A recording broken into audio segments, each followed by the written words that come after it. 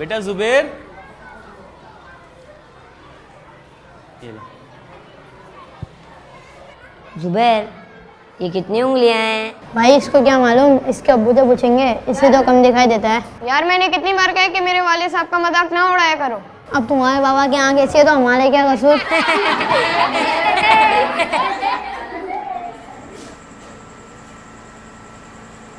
अब्बू मैंने आपको कितनी दफ़ा कहा है कि मेरी क्लास की तरफ ना आया करें। सब दोस्त मेरा मजाक उड़ाते हैं कि तुम्हारे वालिद की एक आंख नहीं है, और ये मुझे बिल्कुल अच्छा नहीं लगता कि कोई आपका मजाक उड़ाए। बस इतनी सी बात है। ठीक है बेटा, आइंदा नहीं आएंगे। वालिद ने बेटे की मजबूरी को देखते हुए फैसला किया कि आइंदा वो उसके दोस्तों के सामने उसके रूबरू जाने से गुरेज करेंगे। लेकिन जैसे जैसे वक्त आगे बढ़ रहा था, जुबैर जिंदगी में कामयाबियां हासिल करता जा रहा था। उसका ये खौफ बढ़ता जा रहा था कि उसके वालिद की वजह से लोग मजाक ना उड़ाएं।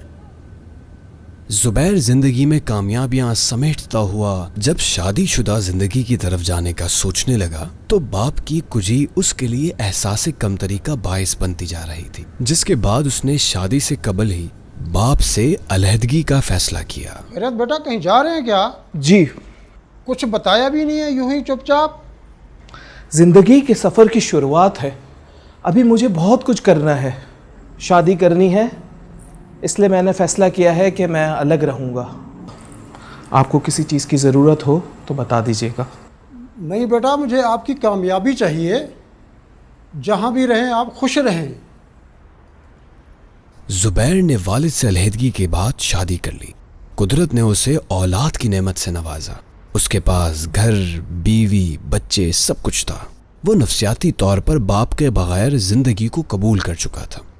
लेकिन उसका वालिद अक्सर व बेशतर दूर से ही सही, लेकिन अपने बेटे को देखता, पोते पोतियों को देखता और खुश होता। वक्त गुजर गया। एक रोज उसके वालिद ने सोचा कि वो बेटे से मिले और अपनी जमा पूंजी उसके हवाले कर दे, और वो वहां जा पहुंचा। जाओ बेटा, दरवाजा खोलो, देखो कौन है।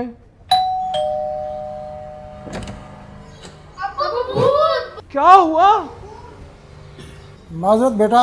क्यों डर रहे हो? भाई जिन बाबा है, इनने वापसी भेजा में डर लग रहा है। 100 बार कहा है कि मत आया करें यहाँ पे। माफ करना बेटा। माफ आप मुझे कर दें, हाथ जोड़ता हूँ मैं आपके। दिल ना दुखाना कभी भी इनका, इनकी रिज़ा में रब की रिज़ा है। थक गया, आओ थोड़ी देर आराम कर लेते हैं। बाबा आपके साथ कितना मज़ा आता है। हाँ, बाबा साथ हों तो मज़ा तो आता है। लेकिन बाबा आपके बाबा तो आपके साथ नहीं है, तो आप कैसे मजा आते हैं? मज़ा तो नहीं आता, लेकिन कभी कभार कोई मजबूरी। कैसी मजबूरी बाबा? तुम्हें मेरे बाबा से मिलना है?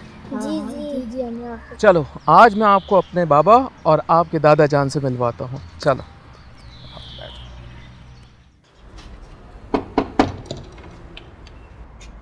बाबा, मेरा मतलब है शरीफ साहब हैं घर पे? तुम जुबैर हो ना? शरीफ साहब का इंतकाल हुए तो 6 माह हो गए। क्या कह रहे हैं? जो है वही कह रहा हूँ। उन्होंने मकान के कागजात और एक ख़त दिया था और कहा था कि कभी तुम आओ तो ये मैं तुम्हें दे दूँ, वरना ये घर किसी मस्जिद को डोनेट कर देना। आइए मैं आपको फ़ाइल दे दूँ। तेरी उंगली थाम के चलता था,